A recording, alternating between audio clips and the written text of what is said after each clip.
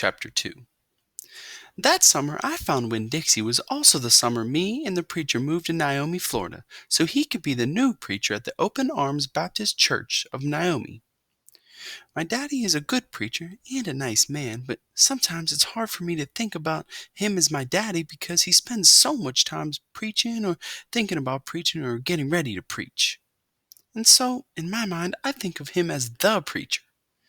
Before I was born, he was a missionary in India, and that is how I got my first name, but he calls me by my second name, Opal, because that was his mother's name, and he loved her a lot.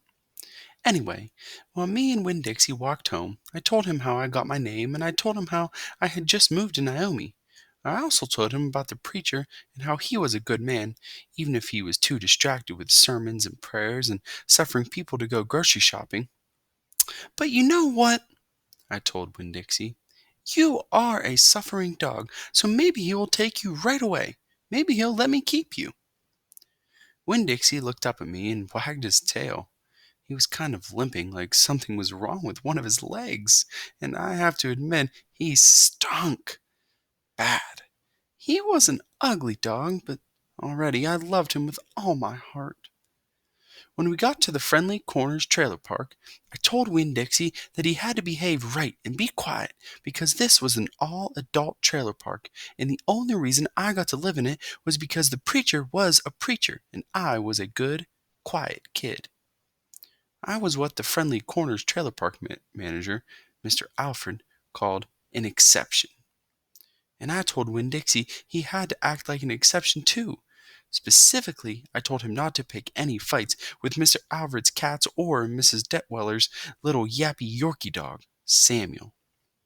Winn-Dixie looked at me while I was telling him everything, and I swear he understood.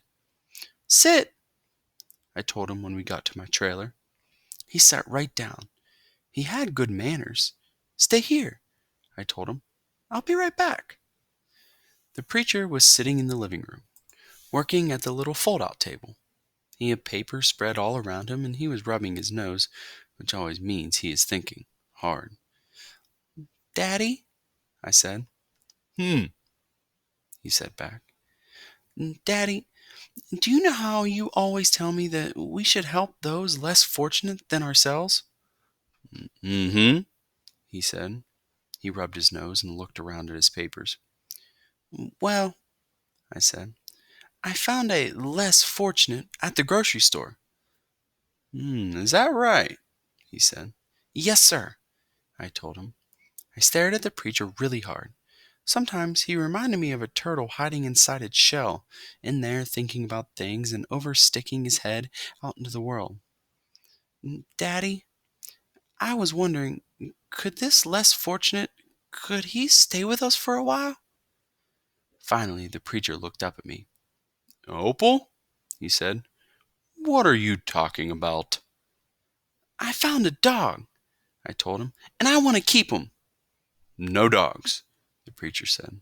We've talked about this before. You don't need a dog. I know it, I said. I know I don't need a dog, but this dog needs me. Look, I said. I went to the trailer door and I hollered, Winn-Dixie! Winn-Dixie's ears shot up in the air and he grinned and sneezed, and then he came limping up the steps and into the trailer and put his head right in the preacher's lap, right on top of a pile of papers. The preacher looked at Winn-Dixie. He looked at his ribs and his matted up fur and the places where he was bald. The preacher's nose wrinkled up. Like I said, the dog smelled pretty bad. Winn-Dixie looked up at the preacher. He pulled back his lips and showed the preacher all of his crooked yellow teeth and wagged his tail and knocked some of the preacher's papers off the table. Then he sneezed and some more papers fluttered to the floor. What did you call this dog? The preacher asked. Winn-Dixie, I whispered. I was afraid to say anything too loud. I could see that Winn-Dixie was having a good effect on the preacher. He was making him poke his head out of his shell. Well, said the preacher, he's a stray if I've ever seen one. He put down his pencil and scratched Winn-Dixie behind the ears.